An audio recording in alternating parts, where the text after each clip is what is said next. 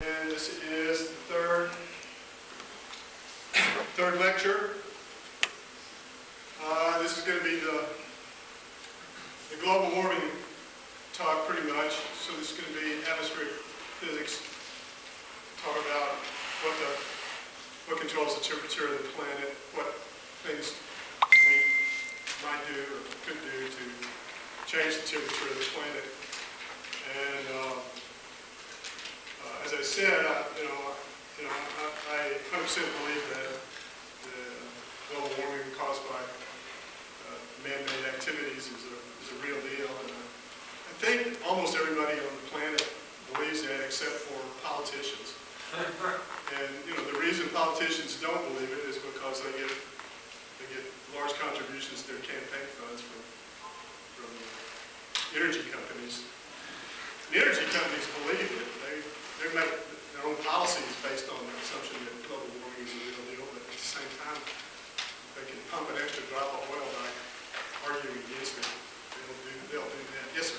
Yeah, I was just wondering, from last week's lecture that I got, that we have been proved because of the Manhattan Agreement between countries, a treaty that... Montreal Protocol. Montreal. Yes, sir. and that has improved the problems with the ozone layer. It has the ozone layer, but the global warming and the ozone layer are really just separate problems.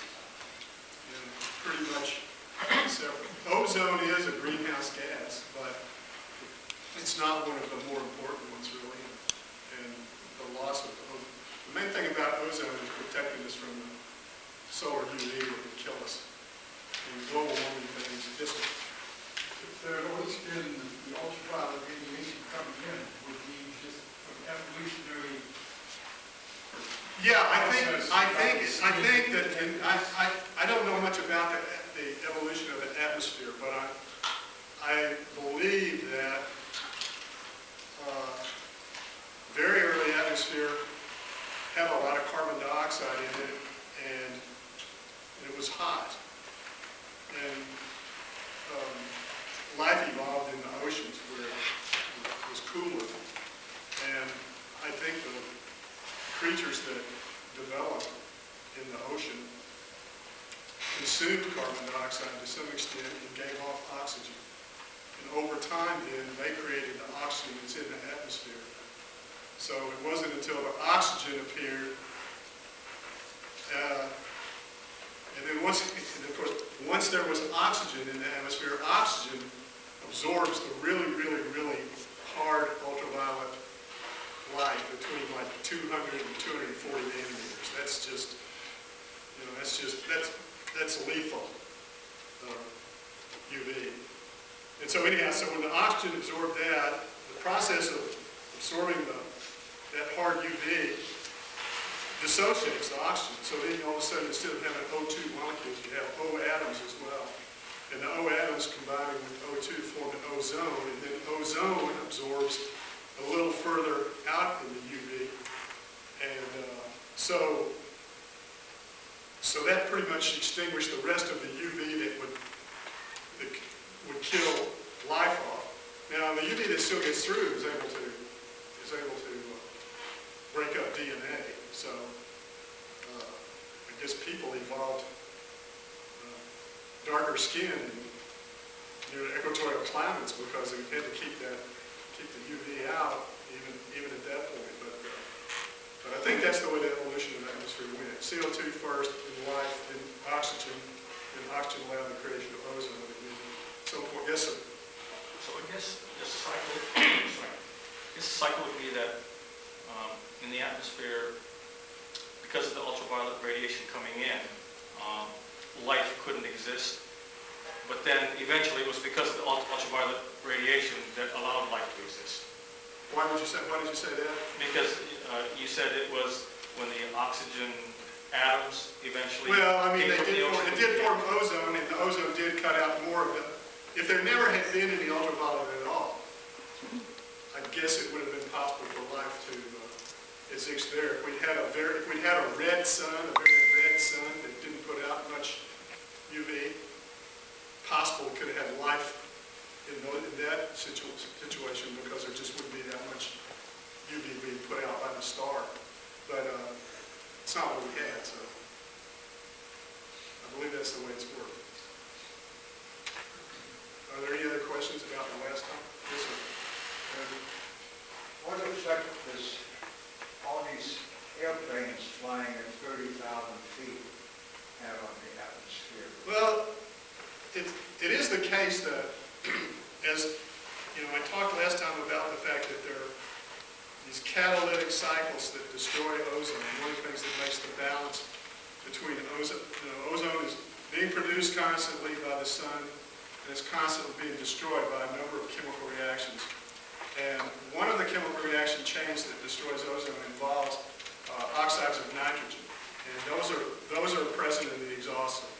Whenever you burn fuel, you get oxides of nitrogen in the exhaust. And in the stratosphere, those oxides of nitrogen can destroy ozone. Now, most aircraft at 30,000 feet, 40,000 feet, they're really not quite into the stratosphere, except when they go up over the pole. That's about the only place where the stratosphere comes down that low. But they could have a detrimental effect, but not as big as chlorine from the freon. Okay. All right. So we're switching gears. Really, it's a different environmental catastrophe. We actually averted an environmental catastrophe with the ozone there. The climate change one may be more difficult. Okay, so anyhow,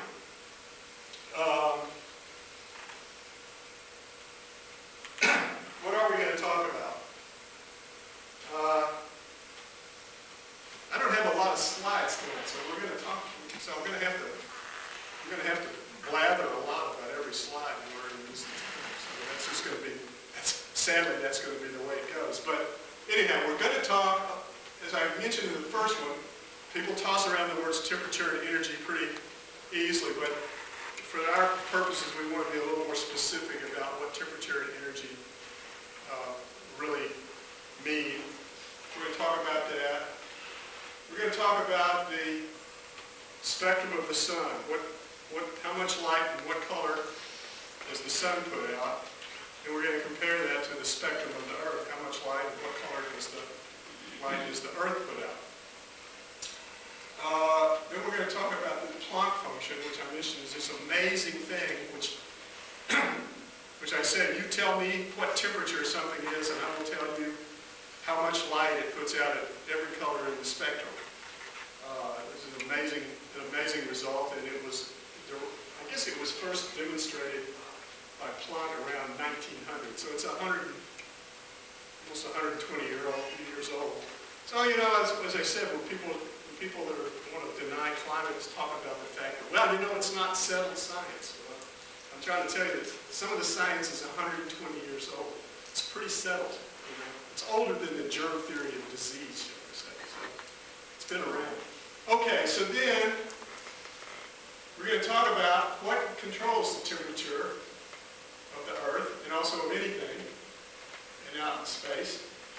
And then, since carbon dioxide is the principal greenhouse gas, we're going to talk about the trends in carbon dioxide, and then we're going to talk about how that leads to the trends in temperature of the planet. And as I'm going to say, I'm just going to talk a little bit more about the fact that, you know, I think the extractive industries, coal and oil and gas, have known for a very, very long time about climate change, and they know it's a real deal, and they try to obfuscate to whatever extent they could. And I think that, given that that's going to cause some people to die or lose their property or things like that, that's pretty evil. I know it's going to be a point of discussion. Okay, everybody down with the program?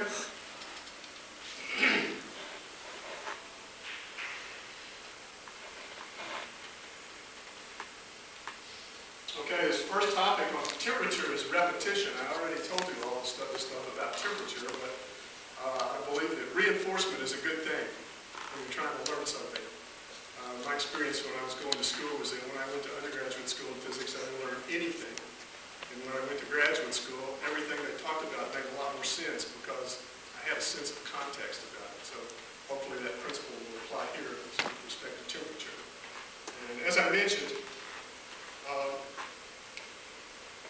temperature really is kind of a dimensionless number that represents how much energy is contained in a thing. If you say something has a certain temperature, then basically that's saying that it contains a certain amount of energy, at least insofar as the energy is made up of molecular motion and molecular vibrations. So it doesn't say anything about the energy. Temperature doesn't say anything about the energy that's stored in gasoline as a form of chemical energy, or it doesn't say anything about the energy that's stored in nuclear, but it does talk about the energy that's stored in the object just from the motion of the object. So, as such, you can have a temperature degree can be any size you really want. As you say, the Fahrenheit suggested 32 degrees for freezing and 212 for boiling. And so it's 180 degrees between the two temperatures. Celsius suggested 0 degrees for freezing of water and 100 degrees for water. So he's got 100 degrees between the two. So you can see that the Fahrenheit degree is a little smaller than the Celsius degree because it takes 180 of them to go as far as 100 does in Celsius. But to say it really doesn't matter, you could have your own temperature scale if you wanted to. You could have the degree be as big or small as you want. The only thing that really fixes it is that when you get down to the point where objects have no energy at all in them, then that's zero. Now, from a quantum mechanical perspective, that's impossible. It's not possible for something to have zero energy, but for all practical purposes, there's very, very, very small amount of energy. And so you really have, if you're really going to have a temperature scale that's going to make physical sense, it really has to be zero at that point. So in the Fahrenheit scale, the real zero is about minus 450, somewhere down there. I can't remember the exact number, but minus 450, minus 450, something like that. And in the Celsius scale, it's minus about 273. So the scale, when we use temperature for these talks, the temperature scale we're going to use is going to be Celsius degrees above that absolute zero. So we're walking around here in the weather, it's a nice day, 75 degrees in Baltimore. It's around 22 degrees in Paris. 22 plus that 273 is about 295. So a typical comfortable day, spring day, temperature is around 295. So 300, you can say 300 degrees is sort of the typical temperature of our environment most of the time. So 300 Kelvin degrees. Okay. So the other thing we want to talk about is energy. And we discussed, unfortunately we had a terrible slide where we talked about the units of energy. And force times the distance. So energy is a Newton meter. And a Newton is a kilogram meter per second squared. So force is kilogram meter per second squared times a meter. But the other point that I really wanted to make is that for most of the types of calculations people do, once again, energy has kind of an arbitrary zero. You can put the zero energy wherever you want. If you're trying to calculate how much energy a boulder at the top of the hill has, you could say, well, let's just say that at the bottom of the hill it's got zero energy, and then we do this work to take it up to the top of the hill, and then it has the energy, which is its mass times the force of gravity times how much we raised it up. So we can set zero at the bottom of the hill. And we don't have to worry about the chemical energy in the boulder. We don't have to worry about the nuclear energy in the boulder because, generally speaking, when you're talking about energy, the only things that matter are the energies that have the ability to interact with one another. So most problems, there's a whole lot of energy lying around that doesn't really have anything to do with the situation, and it can be ignored because it's not going to change in the process, whatever that process happens to be. Okay, so here's an example. Here's a human cannonball here. And we're trying to, if you're trying to calculate where this guy is going to land, you really just need to know things like how much energy does he have when the cannon shoots him up into the air. And you don't have to know anything about what his temperature is, because flying through the air isn't going to change, you're going to interact with his temperature. Now, when he hits the ground, at that point, all of a sudden, a lot of his kinetic energy that he has hits the ground is going to go into his body. His body is going to warm up. Hopefully he'll do this in a way where that process is slow enough that it doesn't warm up a lot. But the energy will, all of a sudden the energy will be transformed, because it's possible to take the kinetic energy of the collision and transform that into the energy of all the molecules and things bouncing around in his body. So there is going to be an energy transformation on contact, but up until that time, if you're just trying to calculate how far it's going to go, you don't have to understand that. So, I guess that's the point, is that all I'm trying to let you know is energy is kind of arbitrary. You say something's got an energy, it's always that energy plus some constant value that can be pretty much anything. Usually that won't matter, sometimes it does. Okay? We're comfortable with that?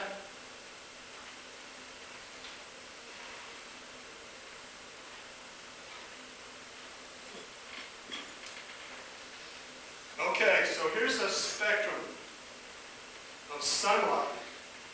I showed you a spectrum of sunlight a couple times before, and in various different ways. This one is a little bit different. In this one, I'm not really showing you the spectrum of the light. I'm showing you the atmospheric opacity. And 100% opacity means it blocks the light 100% completely. So it means that these very, very short wavelengths, 1 nanometer, 10 nanometers, 100 nanometers, those wavelengths are pretty much blocked by the atmosphere. When you get to about 400 nanometers, that's the color of blue light. And when you get to 700 nanometers, that's the color of red light. So 400 nanometers to 700 nanometers in there, that's the light that we use to do everything that we do. Okay? When you get beyond 700, you're getting into the area that's known as infrared. You can see that the atmosphere does transmit infrared pretty well too, out to about 2 microns, 3 microns. There's a few little features in here. Most of these little dips like this are caused by water. Water has a lot of absorption features, and there's a lot of water in the atmosphere compared to most of the other molecules. So where water absorbs, usually light is blocked to some extent. Okay, then we go on out here. I'm not sure what that one is. This big dip right here is I think carbon dioxide. And then, I don't know. There's a few others. Mostly water. It's water and water. Now I think all this area right here, water pretty much blocks it. So this kind of means this area from like maybe 20 microns wavelength out to 1,000 microns, not very useful for anything because the atmosphere blocks it. And when you get out past that, you're starting to get into the radio wavelengths, and the radio wavelengths, microwave radio and radio, transmitted pretty well.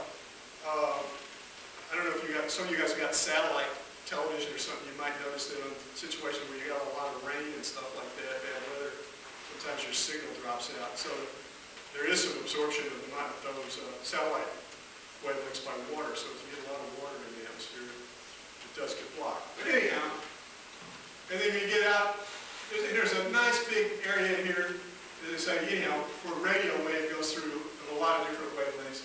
and then you get beyond the radio waves to the atmosphere becomes opaque again. All right, so then this slide's basically the same chart here, but it's got some things. So this region right here we call gamma rays, X-rays, and ultraviolet light. We can't see those from the ground. And here's the visible light. Most of the infrared spectrum is absorbed by atmospheric gases. So here's a lot of infrared wavelengths that are absorbed by the atmosphere. And then here's radio waves, and then long wavelength radio waves. I had a quick question. Yes, sir. I was getting confused by all the units along the x-axis. You have the NMs, and then the UMs. Yeah, so these are micrometers. So the visible wavelengths are like about 0.4 to 0.7 micrometers. Also, so a micrometer is a millionth of a meter. A nanometer is a billionth of a meter. So this could also 0.4 to 0.7 micros is 400 to 700 nanometers. Okay. And this scale, by the way, as you can see, is a logarithmic scale. Each step is a factor of 10. It's not a linear scale. If it were a linear scale, it would be miles long. So we're going to talk about plotting things on logarithmic scales a little bit tonight. Yes, sir. So if I followed you right, the filtering of various wavelengths is mostly due to constituent molecules in the atmosphere. A lot of it is. Next slide's going to have a better illustration. Okay. Well, tell me if I'm jumping too far then. I was thinking about, other planets in our solar system with completely different constituent atmospheres might have very different filtering of. They do. Yeah. They do. Observable. They do. Venus has got a whole lot of carbon dioxide in the atmosphere. And some are ammonia based. And it's very, very hot. Venus is considered a runaway greenhouse planet. The temperature is several hundred degrees at the surface. There are a few little absorption features in the spectrum that come from the atmosphere of the sun. When the sunlight is going out, there are gases in the solar corona that absorb. So those are almost all atoms because it's so hot, molecules are whacked apart. So it's only atoms. And atoms, as I indicated a lecture or two ago, tend to have very, very narrow absorption. So there's these really, really narrow, skinny lines here and there. They were not understood for a long time, and then a guy named Fraunhofer discovered what was causing them, and so those are the Fraunhofer lines. And so they're here and there. But almost everything else is a feature of our atmosphere.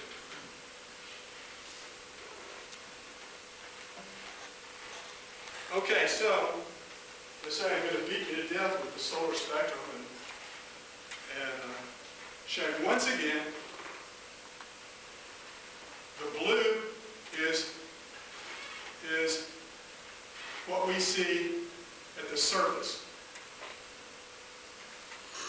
So all of this stuff right in here is absorption by gases in mostly oxygen, I think. It's mostly oxygen. A little bit of this stuff right along here on this edge is due to ozone. So this is the ultraviolet right here that would kill us.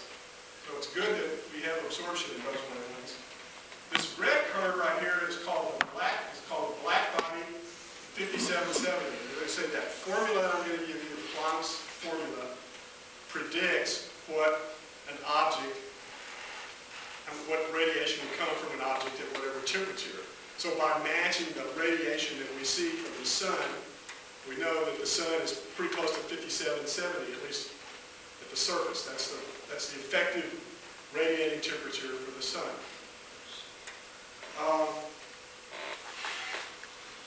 So then, there's a couple of these little dips in here from some other features. But anyhow, I guess these things up here show you what causes those various absorptions. Once again, it's a logarithmic scale here. It's a logarithmic scale here, so there's a lot of range packed into both dimensions. These are very, very, very long wavelengths out here. And this is a very, very big decrease in energy from the top to the bottom because it's a logarithmic scale.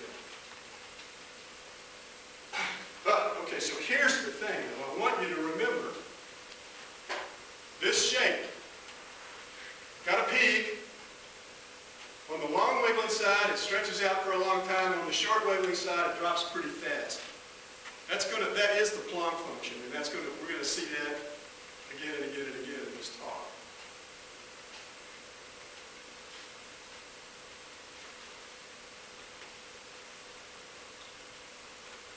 Okay, here's another picture of the solar spectrum.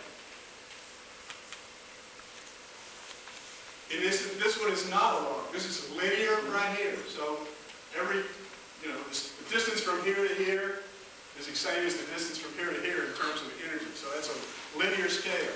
And it's also linear here. And where you saw the other scale went out to 50,000 or 100,000 microns wavelength, this only goes out to 2,400. So this is really kind of the near end. Spectrum of the sun. But already you can see there's a lot of stuff going on. Once again, we've got O2 absorbing in here. We've got O3. This stuff up here, when they say Rayleigh scattering and aerosol, they're talking about the fact that these are wavelengths that particles in the atmosphere and molecules in the atmosphere scatter. Scattering processes tend to be more efficient for shorter wavelengths. So there's scattering this into the spectrum, not so much. So then we got oxygen, a couple of water lines, that's an oxygen line, more water. Then you get out here, you got water and carbon dioxide, more water. And so this is sort of where the sunlight is being absorbed by the atmospheric gases. But you can see, by far, the majority of the energy from the sun is here in the visible wavelength. So there's not very much in the atmosphere that's blocking the light. We can see the sun, and the sunlight gets in and heats everything up. So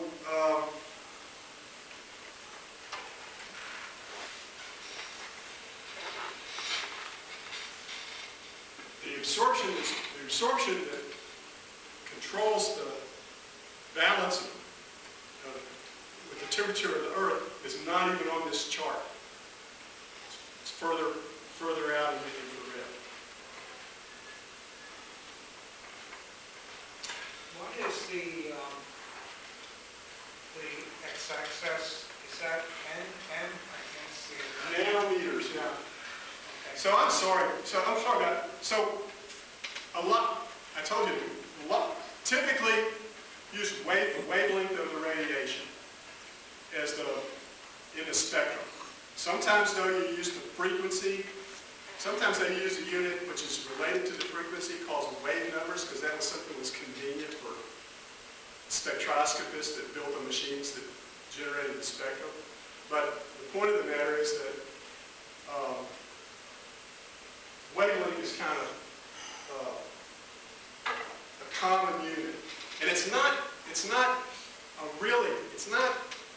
the real purists that really care wouldn't like to use this unit because the wavelength of light changes when it's passing through a medium. And in fact, we live in an atmosphere with air, and so the wavelength in air is slightly different than the wavelength in a vacuum. So sometimes people would put, instead of having the wavelength, they would put the vacuum wavelength in.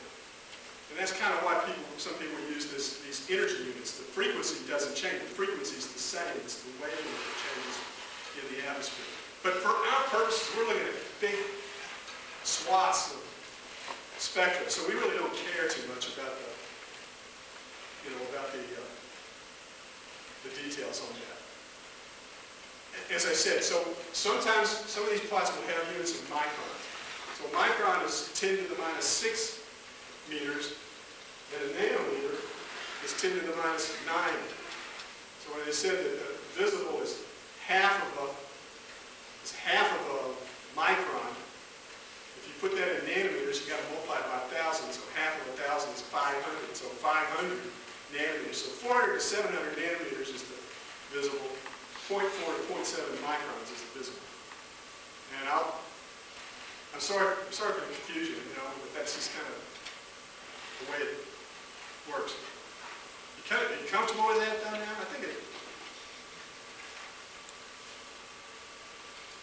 Question. Yes, sir. Go ahead.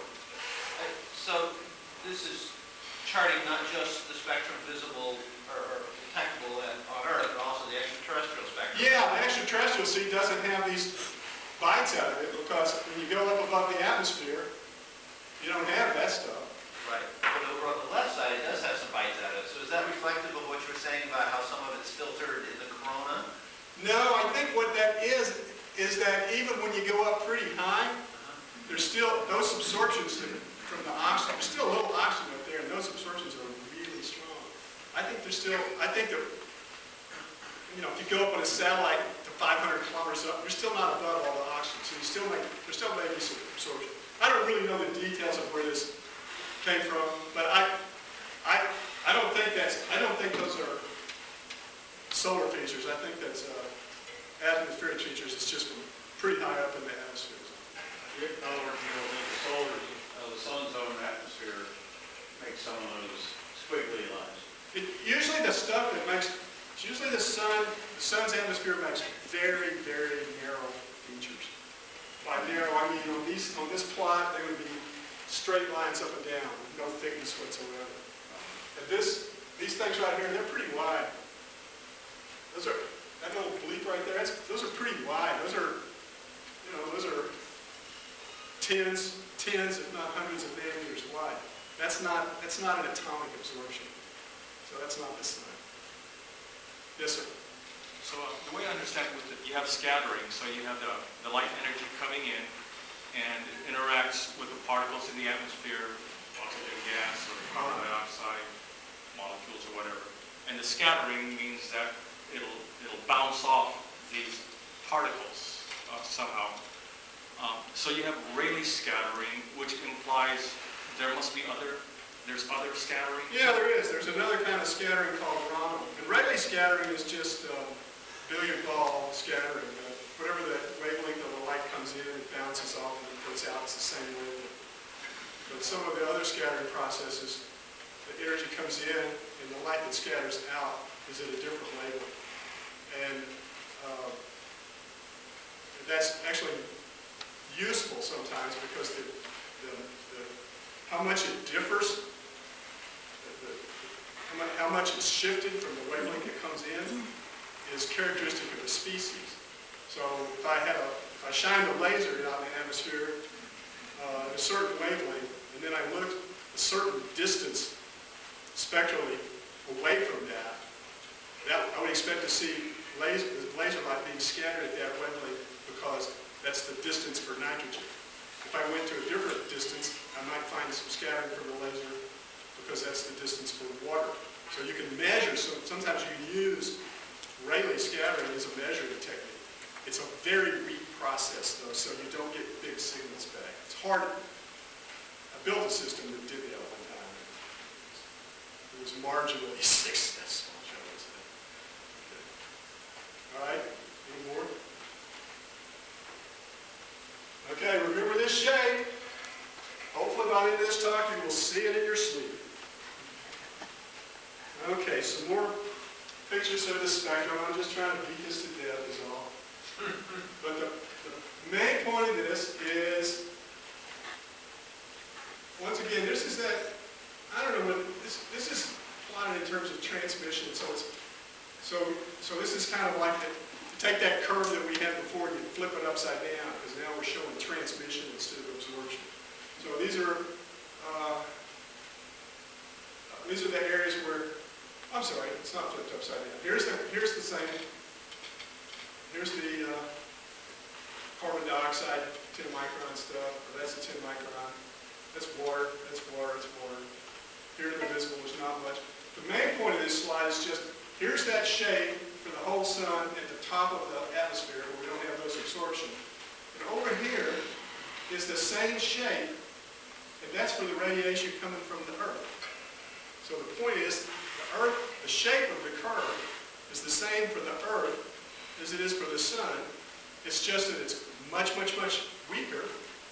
You know, when you look at the ground, it doesn't appear to be glowing, right? Hopefully. If it does, you're in the wrong spot. But it is glowing, but it's glowing out in the infrared where you can't see it. So the point is the Planck function applies to both situations, but the difference in temperature between the Earth and the sun reduces the intensity of the signal and also shifts it out further in wavelength.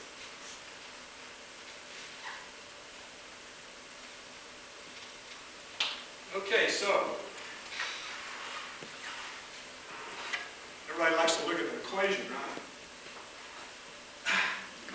So this is the Planck function, and that is, the B is the energy emitted per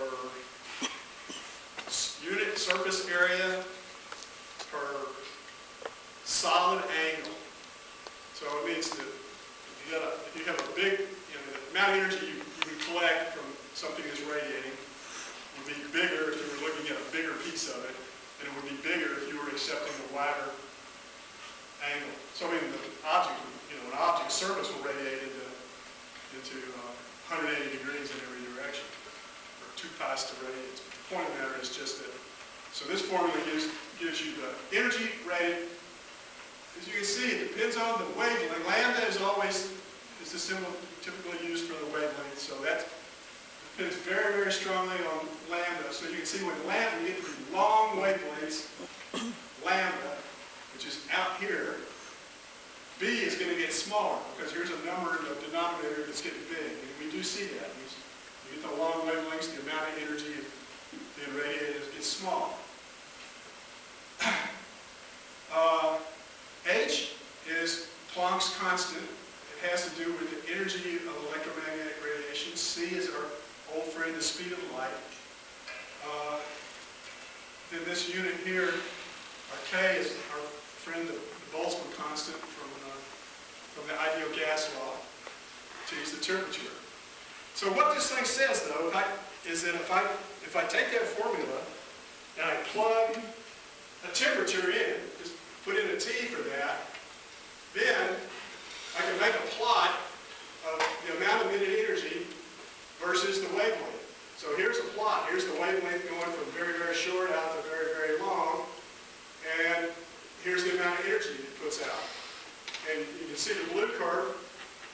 The blue curve is basically about what the sun puts out. It's T equals 5,800 degrees. So that's typically the temperature of the sun. So that curve right there is sort of the solar output. You see, so you see almost all the energy from the sun is down here around half a micron. That's in the visible. So the sun's putting out its energy right where it can get through the atmosphere and we can use it. This curve over here on the right is for 300 degrees Kelvin. Well, 300 Kelvin is about the temperature of the Earth. So this is the curve of the energy that the Earth is putting out. And I had to multiply it by 1,000,000 for you to be able to even see it, put it on the same chart. So it's so the amount of energy that the Earth radiates is way, way, way down from the amount of energy that the sun radiates. Okay. So I'm going to show you now. So what else does it say? Okay. So when we look at the Earth at 300 degrees and we don't see anything, it puts out a little. You can see that it's putting out light over here, getting closer and closer to the visible. But by the time we get into the visible where you can see it, it's pretty much down to negligible. But we do understand the Planck function from our experience with an electric stove. If you turn an electric stove on it and you put it on a pretty low setting, you can sense the heat, you can feel it. It's interesting, skin is sensitive to infrared radiation. You can feel the heat, but your eyes can't see it, so you don't see anything. But then as you crank the burner up hotter and hotter and hotter. The higher temperature moves this curve to the left. So at some point, there starts to be, at some temperature, there starts to be part of this tail right here that's in the visible where we can see it. So I think the temperature of these burners, I'm not sure. I looked on the internet to try to find out how hot a burner is, and I couldn't get a clear answer. But I don't think they go to 1,000 degrees. I think they're 800 or something like that. It's still pretty damn hot. But the point of the matter is, at 800, their peak is still out in the infrared. Most of the energy they're putting out is still in the infrared, but they're putting out enough in the visible that we can at least see them. So that's, and I suppose some of you may have seen things that are hotter than a burner on a stove. You may have seen an arc welding torch or something like that. Those things, they do get up to several thousand degrees. They get hotter than the sun, for that matter. And so you can see blue light coming from things like that.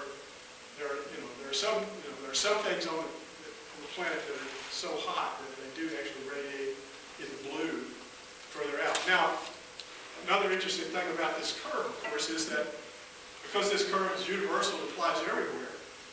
We can look at light coming in from a star, and we can map how much energy it puts out at the various different colors and try to fit this shape with it. And so we can tell what the surface temperature of the star is by looking at the distribution of the energy coming from the star. And I'm sure you've looked at stars, like some of the red giant stars, Betelgeuse and Antares, are red. They're cooler than the sun. They don't put out as much light as the yellow. But some of the stars look blue.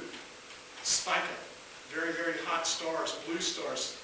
So stars hotter than the sun look blue, and stars cooler than the sun look red. And that all can be determined just by using the Planck function. Now, there's another thing about the Planck function that is kind of interesting.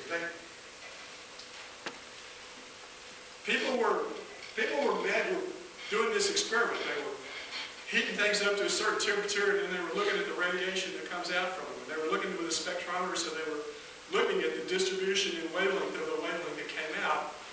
And they were trying to understand, what the relationship was. And empirically, they observed the old Planck function shape. But they didn't really understand exactly what was going on. And So would the, yes, sir. would that light filament be at 5,000 degrees? Well, so the light that comes from a fluorescent light, Or an incandescent one? yeah, if that were an incandescent light and it was putting out blue light, it would be really, really hot. It would be above.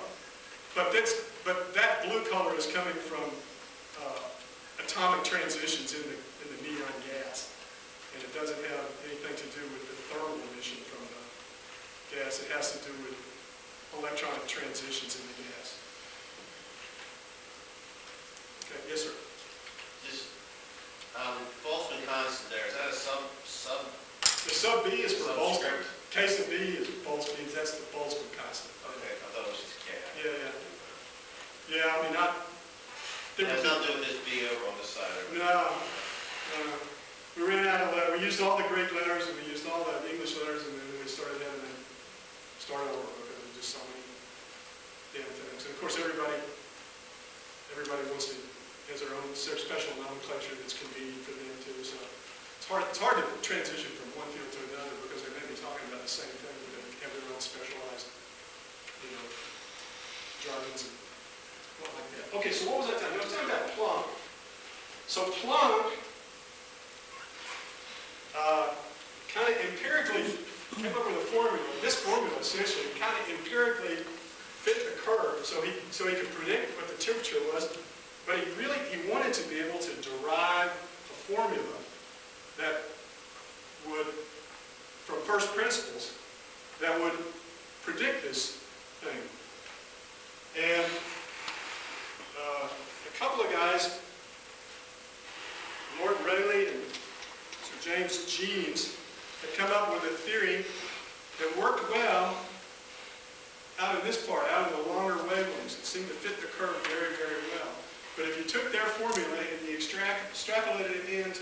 shorter and shorter and shorter wavelengths, it predicted that the energy contained in an object would be infinite. And as far as they can understand classical physics, they couldn't find anything that was wrong with the formula, you know, from their understanding of physics, but it was obviously producing a result that was crazy. And in fact, Planck I think his first cut at trying to keep it formulated just said, well, we're just not going to use the crazy part because that's obviously wrong. And he just kind of got an empirical fit. But as I say, he wanted to have a formula that he could, that he could calculate from first principles and make it work. And so he took kind of an idealized problem. He said, okay, let's consider a black body. And a black body is a thing that absolutely absorbs all the energy that's shown by perfect absorber.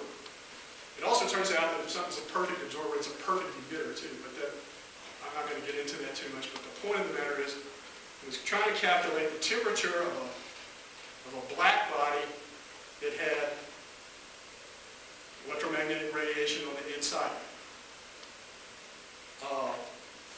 And that's because there's electromagnetic radiation. I mean, the black body itself, the walls of the black body, think of a box. It's a black box with a hole in it. A hole is a really good example of a black body because a hole absorbs everything that hits it. So, and if you have a box painted black on the inside and this hole in it, it's pretty good. It absorbs an awful lot of the energy that's incident on the hole.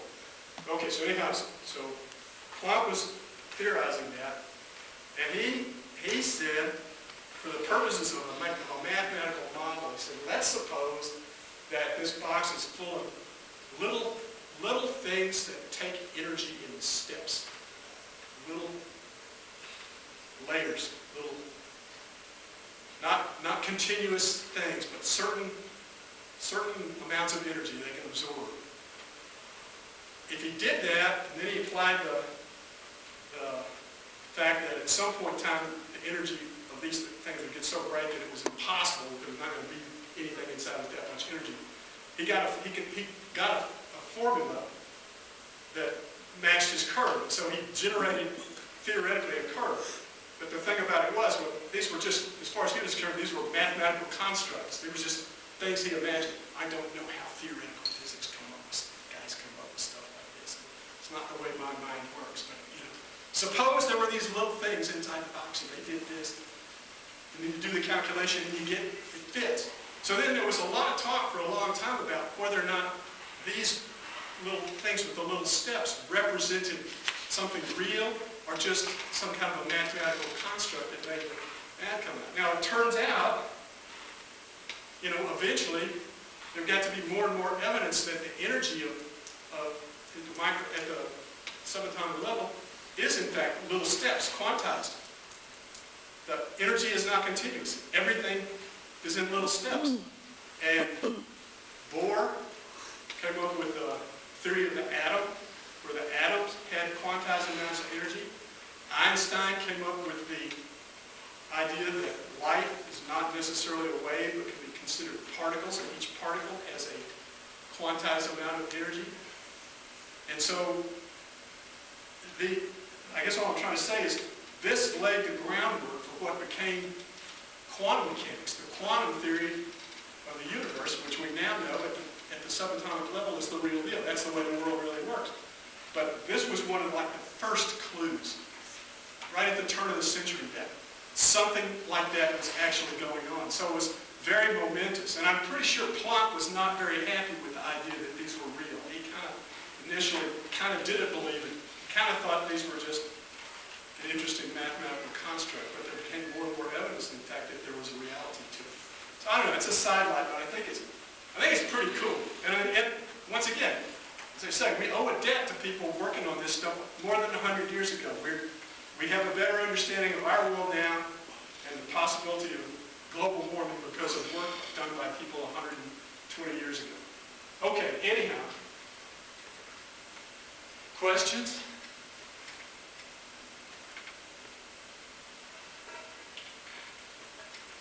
Okay, more plot function. Same plot I showed you before. but I just kind of wanted to show you three steps. So this is the linear plot.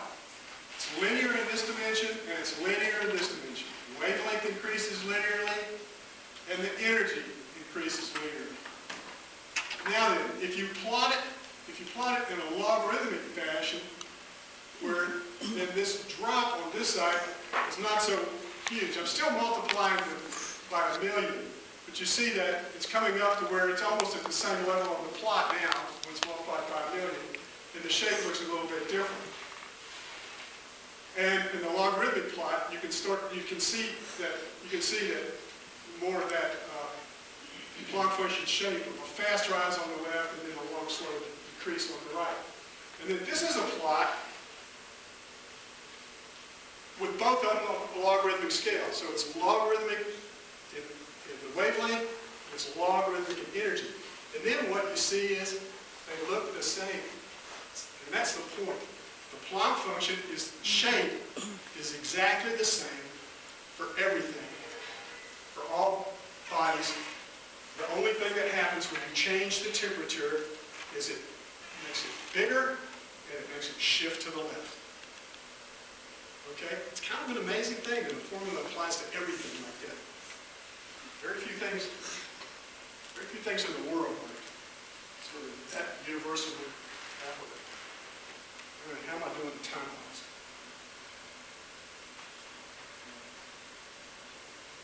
But, Yeah. so,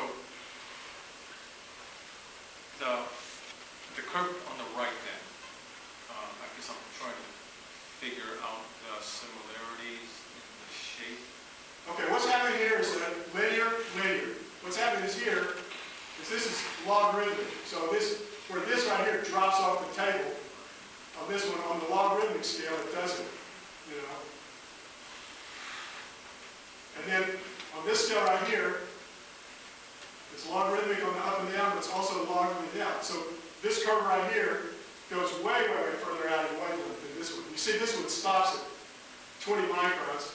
This one's out at 100. So this is already 5 times further out. The main point I'm trying to make is just the universality of the function. The function is the same. The only thing that's different is the temperature. So you get the same exact shape as long as you're plotting any temperature along the same axes, either linear, or... Well, what this says, basically what this says right here is that you go a certain distance and the energy's down by half. And what this is saying is that you go a certain distance on a percentage basis if energy is down by half. On this curve, you go a certain distance, it's linear here. So you go from here to here, that's different. It's the same as going from here to here. But on this curve, everything's like a ratio. Everything's a ratio. It's this. Could you talk about Planck not from a mathematical point of view, but from an English narrative point of view?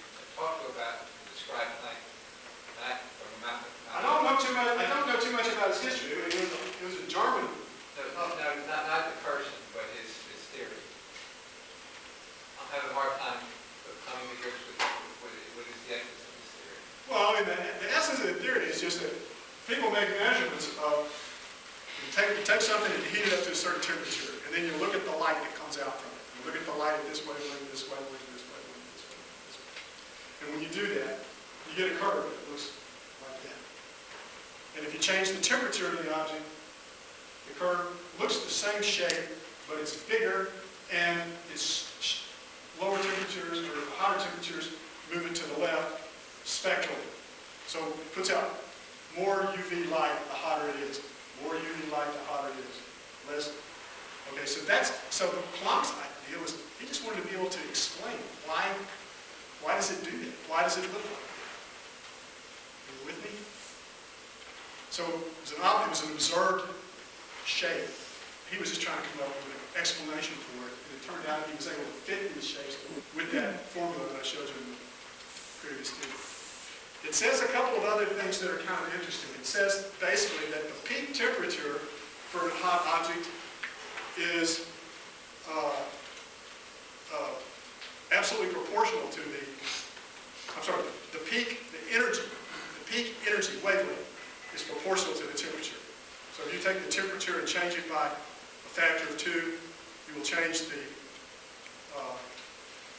wavelength, or not the wavelength, but you'll change the frequency of the light by a factor of 2 as well. That's one thing it says. Another thing it says, which is interesting, is that the energy that's put out by an object goes as the 4th power of the temperature. So that means if you've got something that's at 100 degrees, it's putting out, it's radiating a certain amount of energy, and you double that to 200 degrees, it doesn't just put out twice as much energy, it doesn't put out 4 times as much energy, it puts out 16 times as much energy. Because the amount of energy goes as the 4th power of the temperature.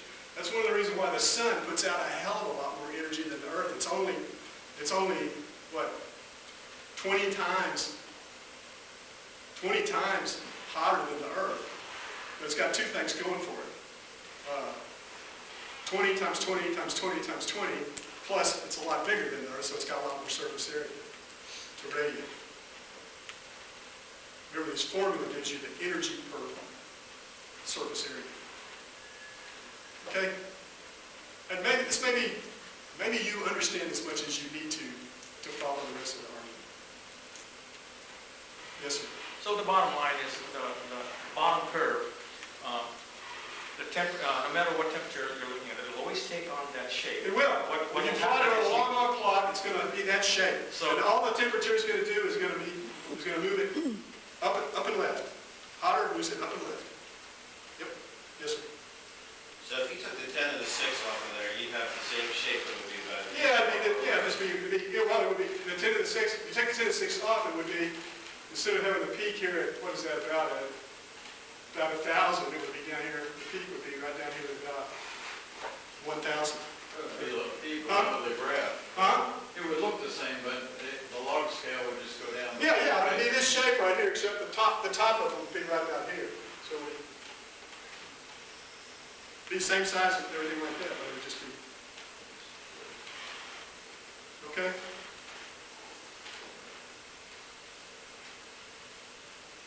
All right.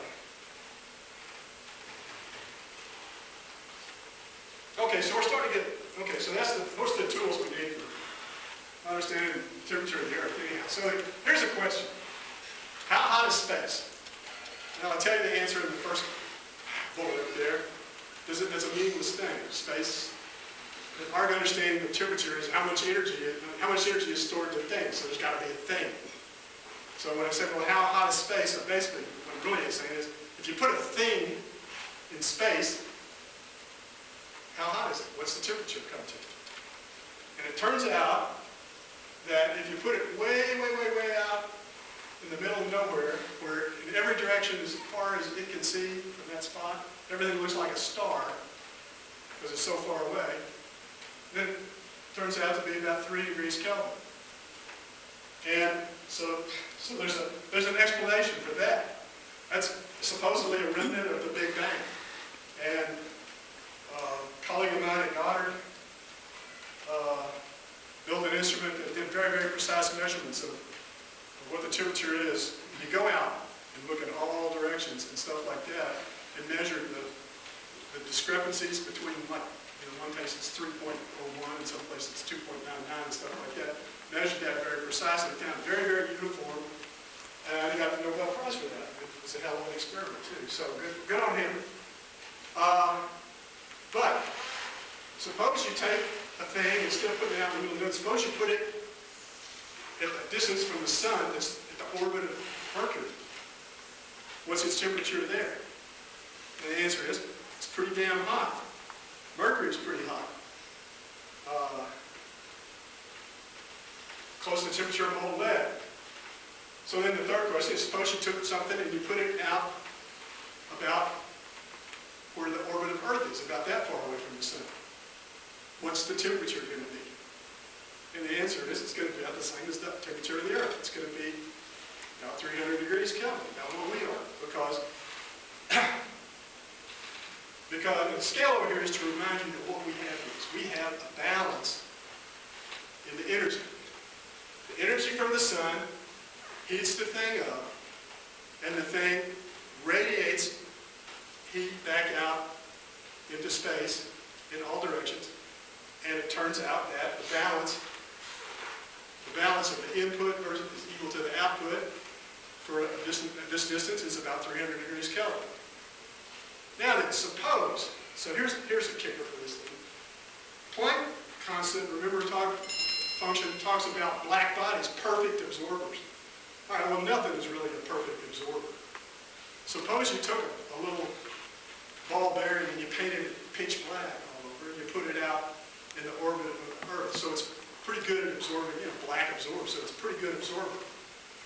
How hot would it get? Well, it might get a little hotter than 300 because it's really absorbing the energy from the sun very, very well. If you put a little, if you put a shiny ball bearing out there, not black, and so it's shiny and it's reflecting the energy away, how hot would it get? Well, it would be a little cooler because it's not taking in as much energy from the sun. So the number, there's kind of a fudge factor, somewhere between 0 and 1 for everything, called the absorptivity for when it's absorbing, and the emissivity when it's emitting. And it turns out that thermodynamics requires that the absorptivity and the emissivity are the same number. So if something's really, really good at absorbing electromagnetic radiation, it's also very good at giving it off again. And there was a nice picture online of the over, once again, early experimenter, built a box, filled it up with hot water. One side of the box was painted black, cold lamp black or something, very black. The other side of the box was mirrored. Then he took a thermometer and put it on the black side. Then he took the thermometer and put it on the shiny side. And it was a lot hotter when it was up against the black side because the black surface was emitting radiation better than the shiny side was. Okay. And the same thing would happen for energy coming in. The black side would absorb energy better, the shiny side would not reflect. Okay, so anyhow, one more question. Suppose we had a magical filter, and we put that ball bearing out there at the orbit of the Earth, and this magical filter let the sunlight in. It transmitted the light of the sun, so that the light from the sun could come in and hit our ball bearing. But suppose that magical filter absorbed light at 10 microns or 12 microns or something, which is the wavelength that an object 300 degrees is trying to give off. So all of a sudden you haven't changed the ability to take in energy, but you've decreased the ability to give off energy. What would happen? It's going to get hotter, right? Same amount of energy in, less energy going out. So this magical filter that we put around the ball bearing heated it up. Okay. We have a magical filter. It's called carbon dioxide. It's exactly what carbon dioxide does. It lets sunlight through, but when the Earth is trying to radiate energy back out to space to maintain the balance, the carbon dioxide in the atmosphere absorbs that outgoing radiation. Now what happens when it absorbs it? Well, the molecule absorbs it, and then it gives it off again. And so half of it still goes on out, but half of it goes back down to the Earth again. So basically by having a carbon dioxide molecule up there, you basically cut down the ability to radiate at that particular, the wavelengths that carbon dioxide is active at by a factor of 2. And if you put a whole bunch of them, you decrease the amount of radiation by quite a bit. Yes, sir? It seems like all the objects we were talking about here are inert objects. But what happens if the object has an inherent temperature or associated with it itself? How does that impact on it? Well, I mean, everything has an inherent temperature. Well, that's not right. Everything does. There's not anything that doesn't. I mean, what kind of object are you imagining that doesn't have a temperature? What I'm saying is, Yeah. it looks like you're showing the temperature of an object, that its influence on this, strictly from the sun or a star. Right? So how would this end? Okay, so you imagine. So okay, I'm with you. So the interior of the Earth is hot. So we know that there's some of the heat on the Earth that's coming from inside the Earth, right?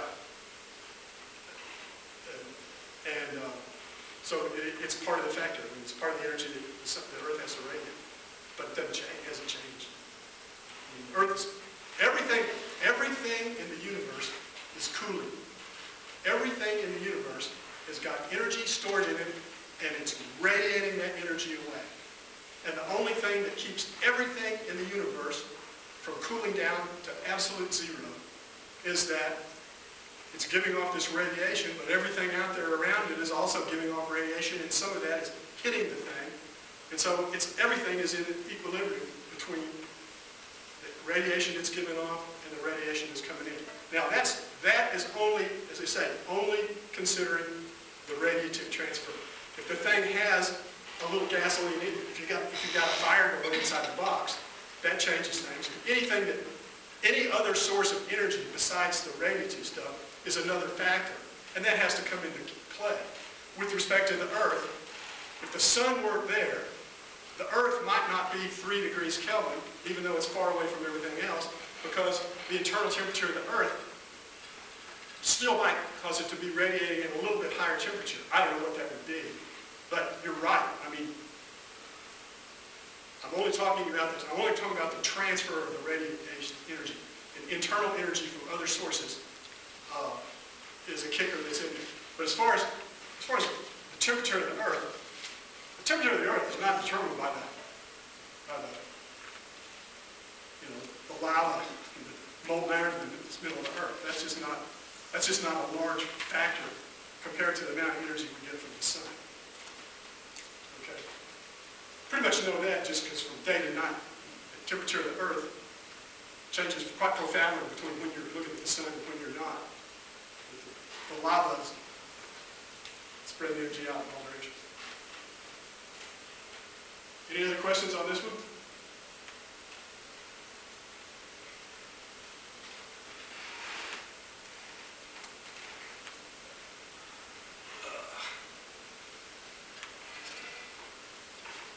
Okay, so I already talked about the surface, talked about this stuff already. And so everything here I've talked about, actually. Talked about the fact that a hole is a perfect absorber because all the radiation that hits a hole goes in. And most of it, if it's black on the inside of the box, gets absorbed inside the deal. So the hole is a pretty good absorber. It's pretty good. It's as close to a black body absorber as anything we've got as a hole. And so one of the instruments that flies in space to try to measure the output of the sun is a box with a hole in it pointed at the sun, and measure the temperature of the inside of the box. And they can detect very, very small changes in the output of the sun. Now, all I can tell you about that is that the change in the output of the sun is not a thing that's affecting climate either. There are changes. I mean, when the sunspots come around and there's little parts of the surface of the sun that are black instead of yellow, that really does decrease the energy of the sun by a little bit. But that's not changing the climate. That's just a very, very small effect. Okay, so we talked about this one. Sir? So the albedo, that's the exact opposite of the absorptivity? Yeah. Albedo is kind of the reflectivity, you might say. Okay, so just to remind you, I already told you that carbon dioxide was one of the magic filter gases. So here are some wavelengths right here. I don't know if you remember or not, but for the 300 degree Kelvin, sort of the peak output is right around 10 microns. So here's the temperature. 10 microns is right, and down this way is the wavelengths where the Earth is trying to radiate the energy back. And ozone is absorbing some of it. Water vapor is absorbing some of it. You see carbon dioxide is coming in here, taking out a big bite at the 14 micron. So the extent that we're adding more carbon dioxide in there, we're trimming down the amount of emission that the Earth has in the 14 to 16 micron range. Similarly, here is methane. So methane, there's not nearly as much methane in the atmosphere as there is carbon dioxide. Carbon dioxide these days runs about, I told you, about 400 parts per million. If you had 1 million molecules of air 400 of them would be carbon dioxide. If you had 1 million molecules of air, 2 of them would be methane. So methane, it's a greenhouse gas, but there's not anywhere near as much of it. And methane has interesting sources too. Certainly, well, here's the other thing. Methane does, however, this absorption right here is much stronger for methane than the absorptions for carbon dioxide. So even though, so this right here, this big dip, is for all the carbon dioxide in the atmosphere. This dip right here is for 1 molecule of methane. And the point is just methane absorption is a strong absorption. It's like 30 times stronger than carbon dioxide. So even though there's what would it be, 200 times more carbon dioxide than methane, the methane absorption is 30 times stronger. So methane gets to be a player in the game. And so we need to pay attention to methane as well. And I'll talk a little bit more about methane in a minute. So you see methane, I showed you these plots of all these interesting transitions that can take place in gases, and there's vibrational changes and rotations. They got labels on all these little things. Every time you see an R there, that's rotational transitions. Every time you see a V up here, that's vibrational. And some of them are a combination of vibrational and rotational. Let me spectroscopy that break fun. Okay, so here is the history of carbon dioxide since about 1960. Once again, singular guy Charles Keeling, Scripps Institute, oceanography. He knew damn well that we were increasing the amount of carbon dioxide in the atmosphere. They took a little instrument for measuring carbon dioxide and took it up on top of Mauna Loa, Big Island of Hawaii, because the air up there is clean. There's no factories, upwind of the mountain.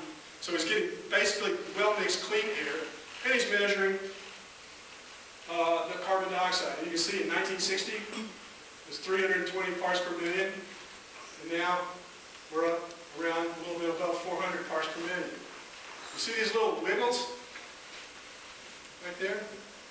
Anybody want to speculate what the little wiggles are? Summer or winter. Huh? Summer or winter. It is. And it's because of plants. In the summer, plants turn green, photosynthesis, they suck down the carbon dioxide in the northern hemisphere. And then in the winter, leaves all rot, it goes back up. This plot right here is the same thing. It's a time series plot, and it's also latitude. So this is the northern hemisphere, and this is the southern hemisphere. We got a lot more land and a lot more trees and vegetation in the northern hemisphere than we do in the southern hemisphere. So the oscillation in the southern hemisphere, yes sir. You also have a lot more people burning fuel. There's all kinds of things that cause fluctuation, right? Yep. Okay?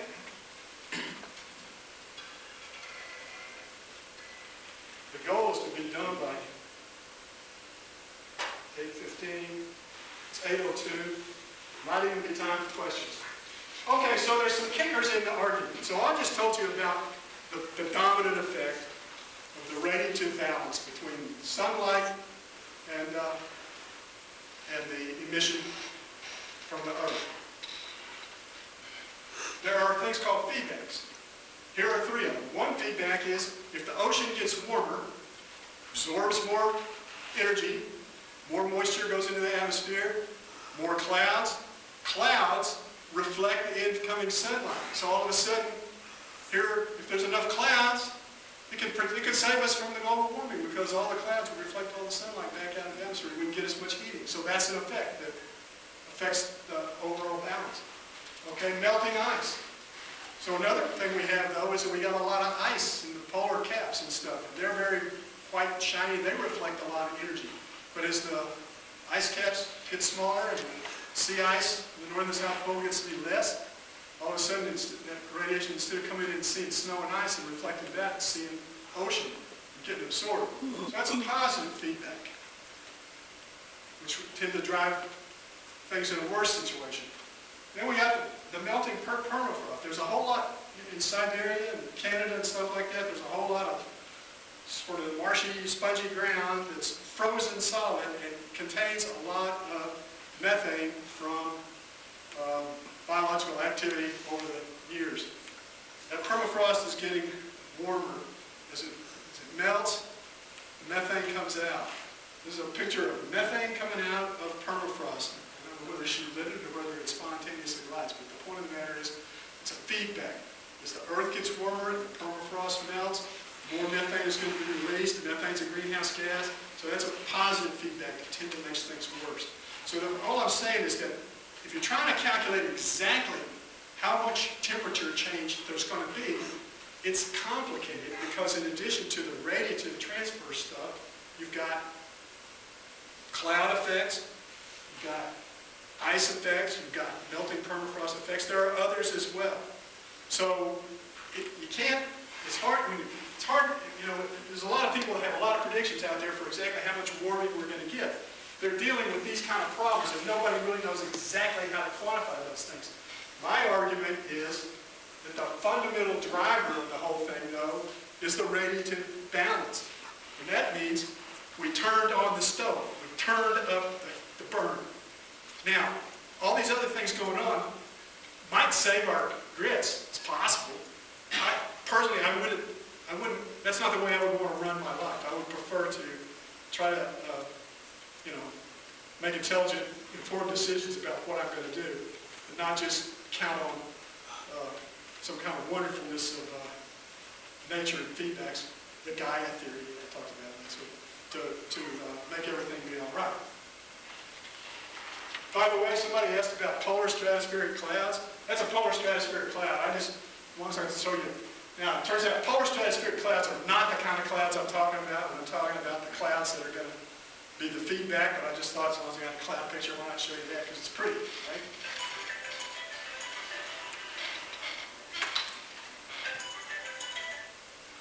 Okay. All right, here's another problem. So we got this guy, Keeling over there, Mauna Loa, he's measuring the increase in carbon dioxide. People all over the planet are doing the same thing now. We got a lot of stations all around the earth, different countries, all over the United States, people measuring carbon dioxide increase. And so in principle, you ought to be able to calculate from knowing how much coal we burn, how much gasoline we burn, how many trees we burn, and stuff like that. You should be able to calculate how much carbon dioxide is being released into the atmosphere every year. And then, when you make these measurements, you should see that. And it turns out that there's a big mismatch between the two.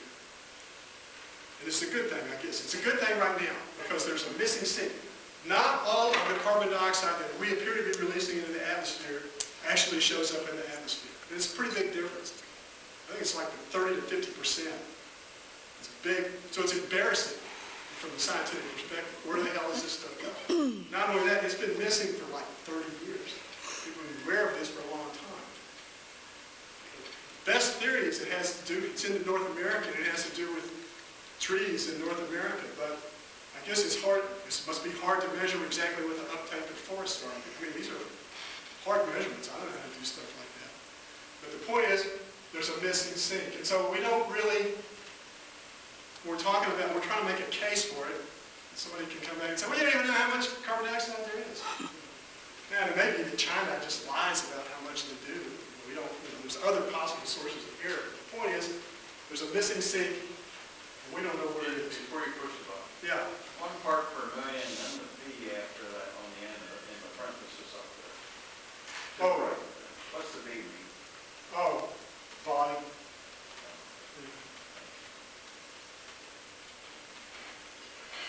Okay, so here's another thing we do know. Temperature's been going up. So these are measurements of temperature made at a whole bunch of different places by various government agencies, different government agencies. And what we're plotting here is not temperature, but an anomaly. They took an average, about a 30-year average. And I don't know what this is. It's probably an average from like about a 1940 to 1970 average. So the 1940 to 1970 average temperature would be along this line. Anyhow, you can see that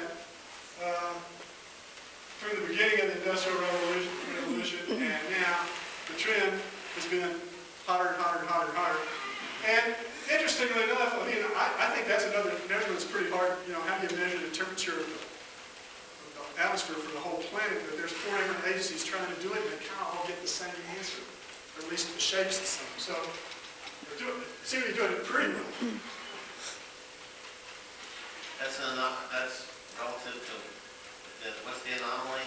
This is a difference between sort of an average from about like 1940 to 1970 or something like that. Yeah.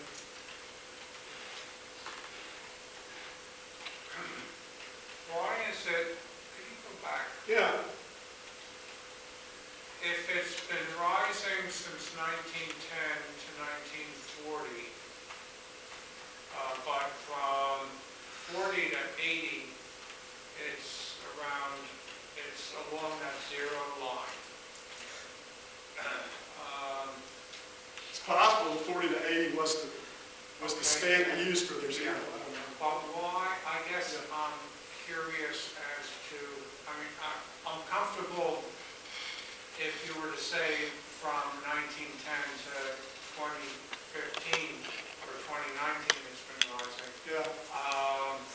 But to me, the anomaly is why that 30 years or 40 years from 1940 to 1980, that it stayed relatively low. Well, I don't know. I can tell you one thing I know is that the rate at which we're putting carbon dioxide in the atmosphere is not constant. It's much faster. We're putting lots more carbon dioxide in the atmosphere in recent times than we were back in the 50s.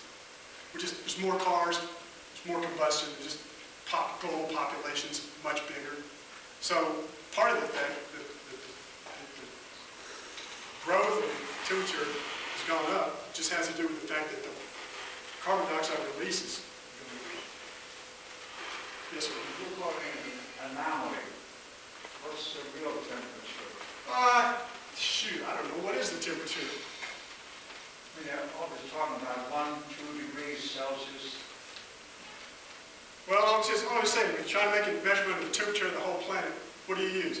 You take a whole bunch of measurements, you take them every week for a year, you add them all up, you get an average temperature. Then you do the same thing in the same places, a year later, you get another temperature. So, I mean, this includes temperatures that are taken at high latitudes and low latitudes and all kinds of stuff, all kinds of places. So, I mean, to say what that temperature is, well, it's hotter in the equator, it's colder at the pole, but both of them, the average of all of it is going up. Does that answer your question? So from 1910 to 2010, it's gone up 1.25 degrees. I guess that's about what it's saying, yeah. In the previous plot, can you go back one more slide? Okay, I don't think I've shown you temperature in any other plot. I left this one, what year did it, the graph? This one? That started in 1960. I do have data before that. So, Yeah. Yeah. So from 1960 to 1980, the CO2 concentration was, Went up by 25%. yeah, well, no, it went up from 310 to 340, Oh, right? I thought you were going to Which is 10, say 10%, but the temperature remained, Earth temperature remained similar or relatively stable. maybe. so what's the carbon dioxide concentration in 1910? Well, I don't know. But, I mean, this is key.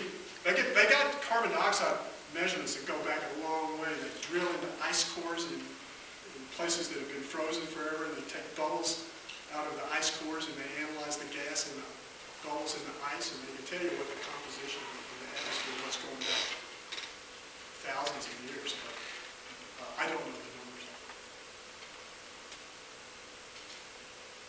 Okay? So It's possible that during that flat period right there, we had a nice feedback going from clouds or something like that. The ocean, see, and also I'm not plotting the ocean temperature. The ocean's warming up too. I'm only talking about the atmospheric temperature. So maybe the ocean warmed up more during that period of time, and then all of a sudden the atmosphere started taking over a bigger share. I don't know. I wouldn't overinterpret the plot. Yes, sir.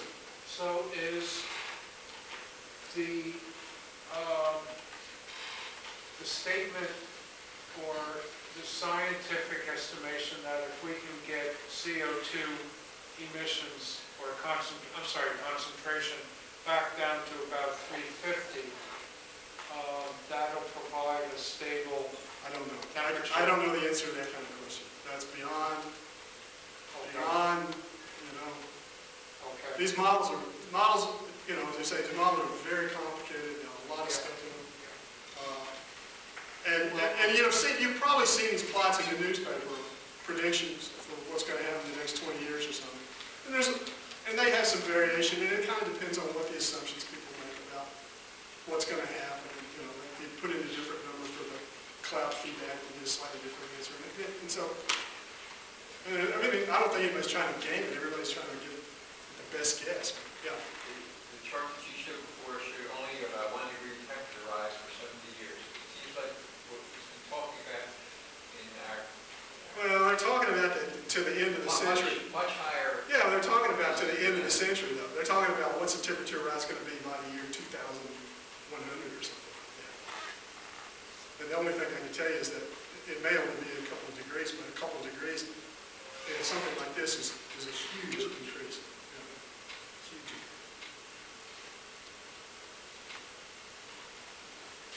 Okay.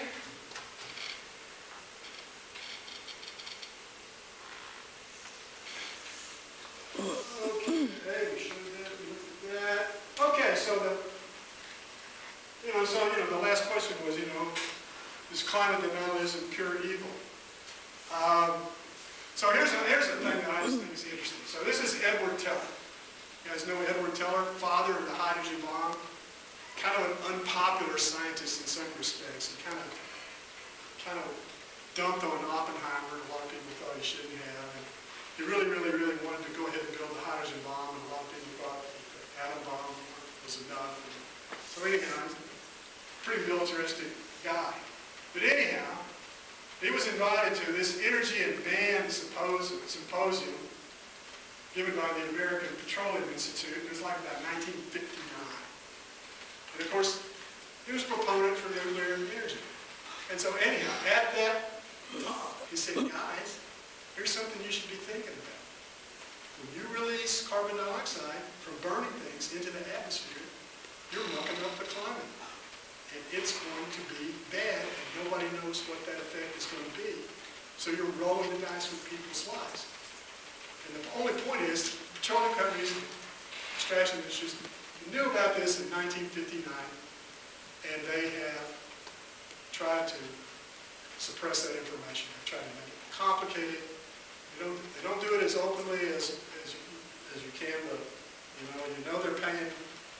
There's no real reason why a politician should have an opinion about it one way or another, unless somebody is paying him to have an opinion. And I think that's the reason why the politicians are the only people that are still sort of non-believers in global warming, because everybody else, has to. If you're going to be in business, you have to deal with reality. You can't deal with how we wish it would be. I'll tell you what, insurance companies in Florida, they damn sure believe in global warming. I'll tell you, huh? You're saying politicians, but it seems like your staff politicians don't believe it. All I ask you is they do believe it. I don't know. I think they just believe whoever pays them the most money. I have a bias toward one political party, but I'm not going to get into that. Okay.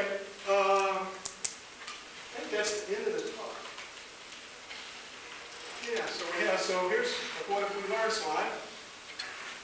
Hopefully something. I want you to know that story about putting the object out in space at the radius of the Earth. What happens? And then I want you to understand the argument about putting that magic filter in front of it that lets the sunlight in, that keeps the infrared radiation out. Because that's basically what we're doing to the planet. That's the piece you need to know. And that's a pretty easy argument to understand.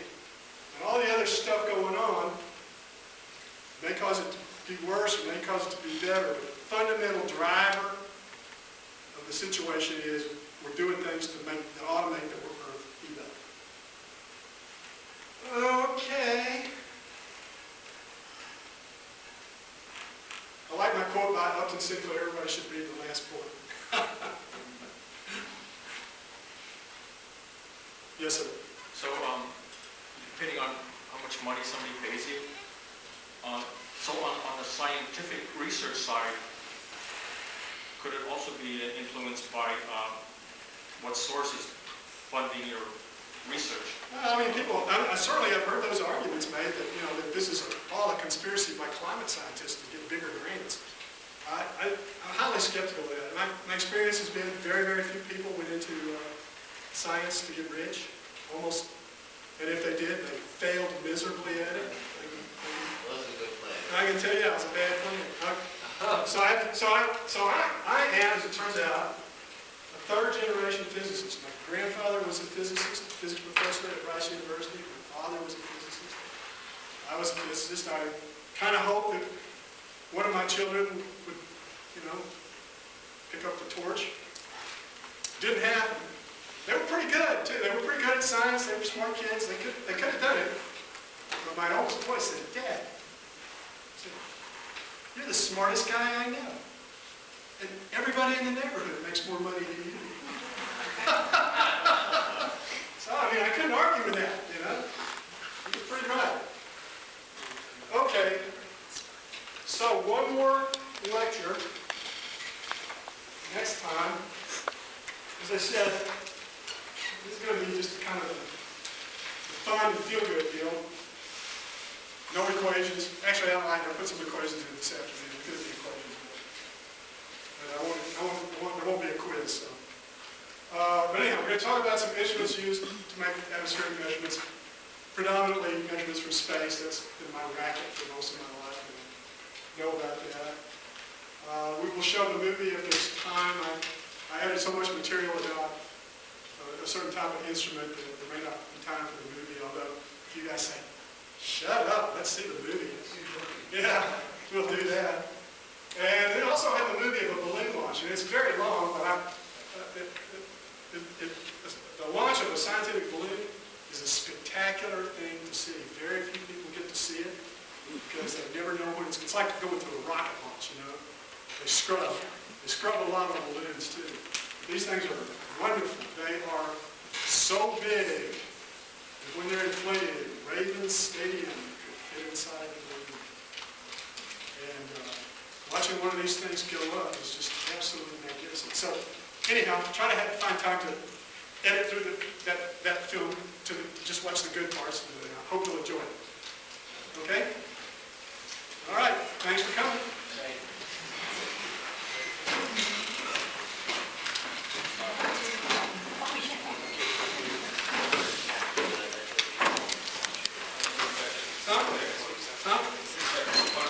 That's a good one, isn't it? Yeah. It already popped into my head before we got there. Yeah.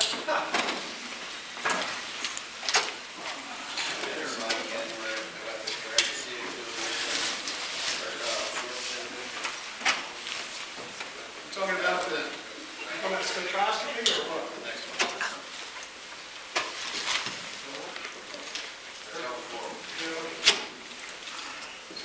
Yeah, this one. Yeah. So you're saying that, so what is this? This is, that should be the emission of the Earth. Well, let's go back and look at this. Yeah, so here's the emission of the Earth, see? So it peaks. Peak Earth emissions run around 10 microns.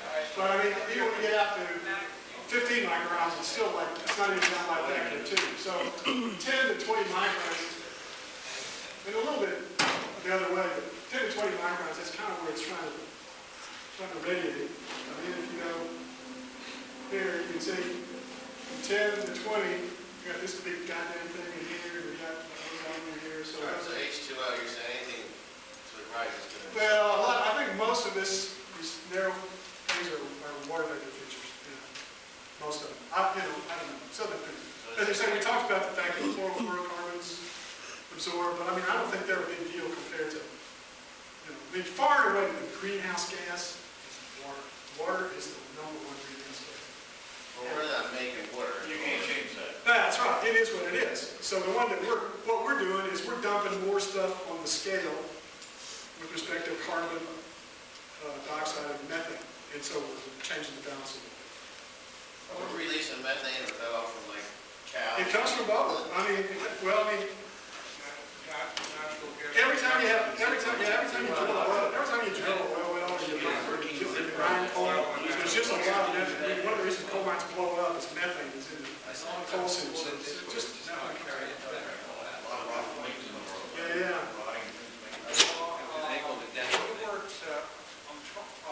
This the top graph I understand, I'm having trouble understanding the bottom. It's the same. Why is methane so much more dangerous? Is it because the wavelength that it blocks? That may be part of it, and it may be part of it. I don't know for sure, and I also think just the absorption is stronger. This notch in here is so these are different things. This is the atmosphere right here. So this is the absorption. So this is showing that a whole bunch of carbon dioxide in the atmosphere absorbs almost all the light in these wavelengths. This is just a plot showing what a little bit of methane does. And the point is that does to what? Absorb the light. So different colors of light. So here's 10 micron. So once again, 10 micron light, methane absorbs it pretty strongly. So right here. Now, there's not anywhere near as much methane as there is carbon dioxide. Right. But it really, as you say, that's a bad wavelength because that's right at the peak of where the Earth is trying to get rid of energy. And it's also, I think, the case that this dip here is deeper than the dip that you get from a single molecule of carbon dioxide. Okay, so is the one up there, is that equivalent to the one here?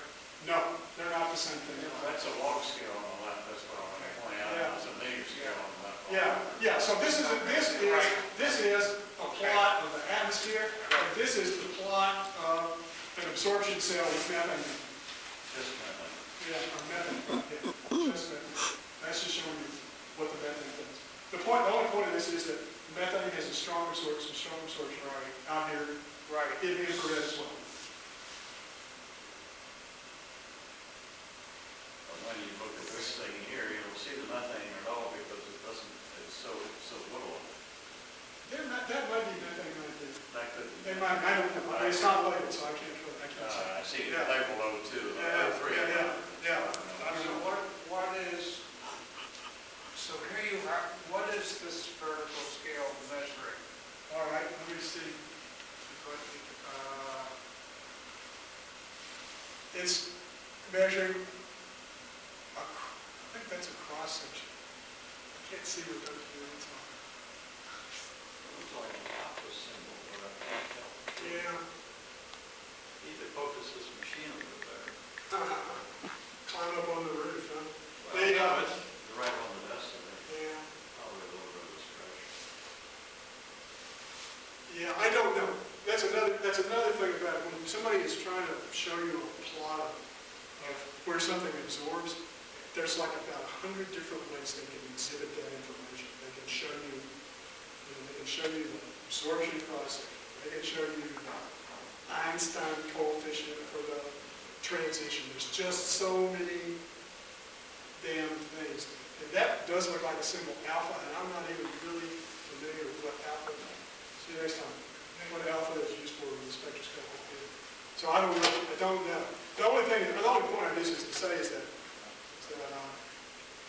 this is a log scale. This is a big drive. This is going from 10,000 down to 0.1, so it's a 5 order of magnitude change in light. So that's big. Yeah. Right. And that's like, so that's 10 and that's like 1 from 0. Yeah, but this is, like I said, this is for like one methane molecule, and this is for like all that CO2 that's in the atmosphere. So. All right? Hey, thanks a lot. You still awake back there? Yeah. Okay. I guess I need to turn this off now. Yeah, I guess so. You kept running this time, huh? Huh?